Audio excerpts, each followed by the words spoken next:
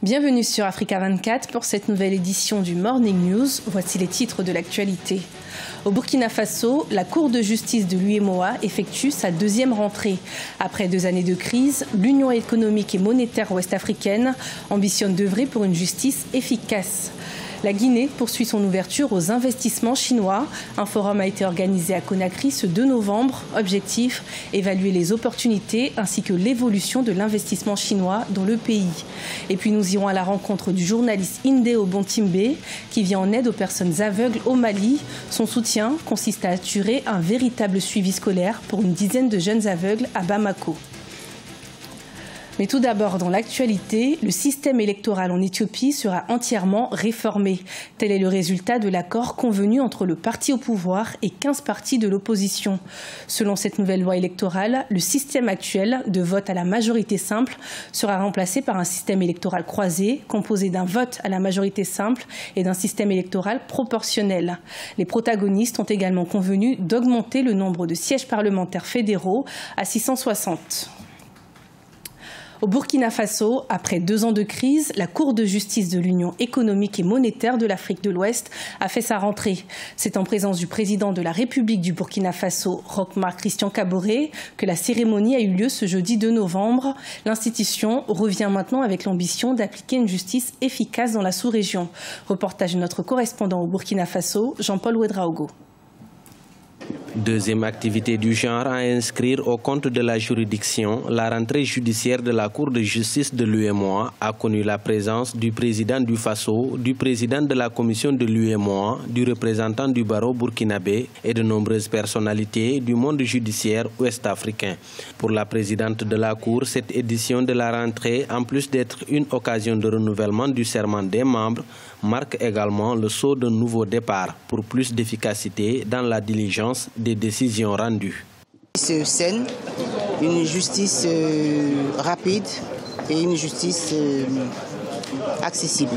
Nous avons expliqué qu'il n'y a pas de moyen de coercition, c'est des décisions contre des États et les procédures sont non contentieuses mais plutôt diplomatiques et des pressions. Et en général, les États respectent leurs engagements. La Cour dans sa composition actuelle a pris fonction le 16 mai 2016. Malgré les difficultés de fonctionnement, 16 dossiers étaient pendants au moment de sa prise de fonction. Elle a rendu 5 arrêts, dont 3 avis et pris 35 ordonnances. 12 dossiers sont encore pendants à ce jour. Le coût élevé des procédures et le faible taux de saisine restent des défis redoutables à relever. Nous avons beaucoup d'instances qui sont superposées. CEDEAO, UEMOA, OUADA, il faut une certaine harmonisation pour éviter un enchevêtrement qui peut donner à tout le monde l'impression que c'est une cour où on perd beaucoup de temps sans avoir beaucoup de résultats. Créée en 2009, la Cour de justice cumule 23 ans d'existence en cette année 2017. Elle a pour mission de veiller au respect du droit quant à l'interprétation et l'application du traité de l'Union dans les 8 États membres que sont le Bénin, le Burkina Faso, la Côte d'Ivoire, la Guinée-Bissau, le Mali, le Niger, le Sénégal et le Togo. Et pour aller de l'avant, la Cour envisage entre autres pistes de solutions la numérisation et la dématérialisation des procédures. La Guinée s'ouvre de plus en plus aux investissements chinois. Ce 2 novembre 2017, un forum d'affaires s'est tenu à Conakry. L'occasion pour les 2 parties d'explorer les opportunités d'investissement ainsi que les projets de développement. Des détails dans le reportage de notre correspondant Emmanuel Milimono. À Conakry, ce mardi 2 novembre 2017, la Chine et la Guinée explorent de nouvelles opportunités d'affaires. Les 2 pays ont accru ces dernières années leur coopération économique, notamment dans les domaines des infrastructures et des mines. Cette rencontre vise à mettre en place un cadre d'échange et de partenariat entre 30 entreprises chinoises évoluant dans divers domaines et une trentaine d'entreprises guinéennes. On tient à ce que les entreprises nationales aussi puissent nouer des partenariats avec les entreprises internationales qui investissent en Guinée. La Guinée est très riche en ressources minières. Nous pensons qu'il existe plusieurs opportunités d'affaires, non seulement dans ce domaine, mais aussi celui de l'offre énergétique, les télécommunications, l'agriculture et d'autres secteurs. Après la signature le 5 septembre 2017 d'un accord de financement portant sur 20 milliards de dollars en 20 ans, la Chine est devenue l'un des principaux partenaires économiques de la Guinée. Le pays vise en effet une croissance économique soutenue à 2 chiffres jusqu'à atteindre son émergence en 2037. Un challenge qui passe nécessairement par la promotion des investissements privés. On est à 6,6 et on va terminer l'année à 7 points, c'est-à-dire dans la sous-région ouest africaine, la Guinée va se situer en dehors de la Côte d'Ivoire, le pays le plus performant en termes de croissance économique. Et ceci, la contribution des entreprises chinoises aura été de beaucoup. Ces entreprises évoluent dans presque tous les secteurs socio-économiques de la Guinée.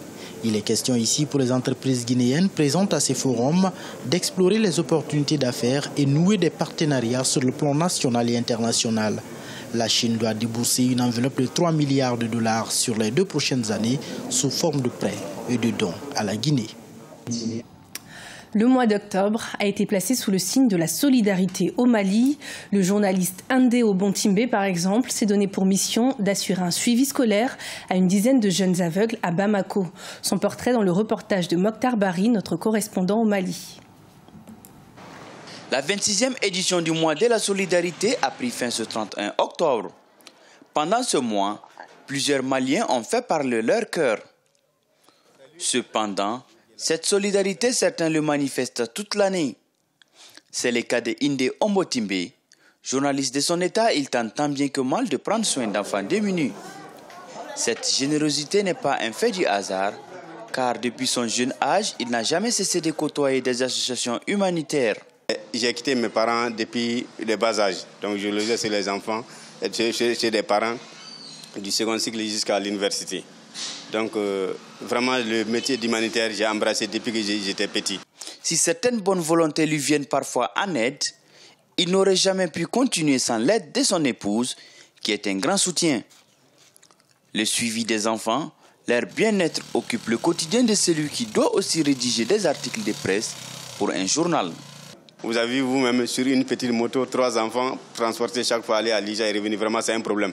Surtout au début, j'avais même d'énormes problèmes avec la police. Non, je les explique que vraiment, ce ne sont pas des enfants, c'est un acte humanitaire que je fais. Et c'est le seul moyen que j'ai. Moi-même, je sais que les risques que je cours. La richesse n'est pas donnée à tout le monde. C'est Dieu qui distribue. Donc, s'il t'attribue quelque chose, cela veut dire qu'il t'a choisi parmi les autres. Donc, si toi aussi, tu penses à partager ça avec les autres, surtout les plus démunis, ce serait une très bonne chose. L'exemple de Ndé Obontimbe force l'admiration. Un exemple qui peut être suivi par d'autres bonnes volontés pour le bonheur de ces enfants, qui sont pour la plupart des orphelins ou des enfants abandonnés. Le groupe de danseurs baptisé Triplet Ghetto Kids rencontre un véritable succès depuis maintenant 3 ans. Ces 9 danseurs, âgés de 5 à 16 ans, sont devenus au fil des années des figures incontournables dans leur pays et collaborent désormais avec des artistes internationaux. Découverte avec Marcel Farba-Maroun.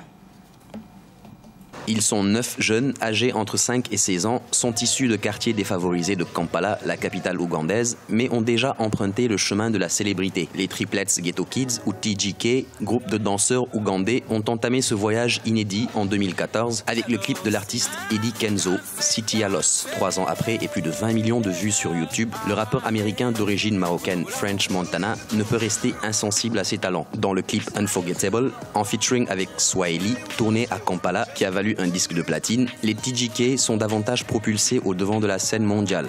Un succès qu'ils doivent au fondateur de la troupe, Daouda Kavuma.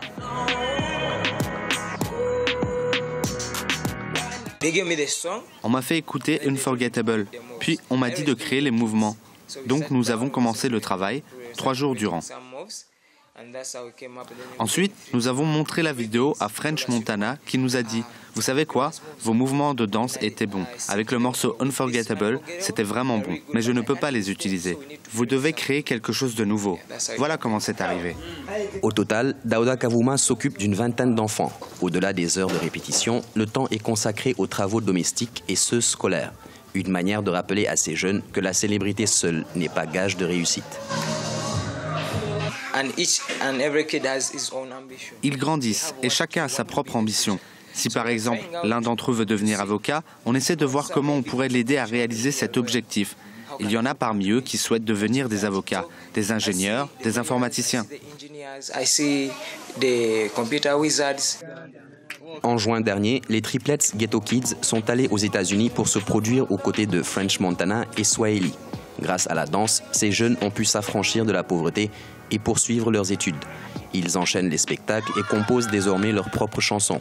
D'ailleurs, actuellement, ils travaillent sans relâche à la sortie d'une grande collaboration musicale. L'Algérie est en deuil. Le scénariste, acteur et réalisateur Mahmoud Zemouri est décédé ce samedi 4 novembre 2017 à Paris à l'âge de 70 ans. Le scénariste était une figure reconnue et respectée du monde cinématographique algérien. Il a notamment réalisé le long métrage Prends 10 000 balles et casse-toi et Les folles années du twist, sorti en 1986, et a participé à de nombreux festivals internationaux grâce à ses œuvres, lesquelles ont représenté l'Algérie dans des compétitions officielles.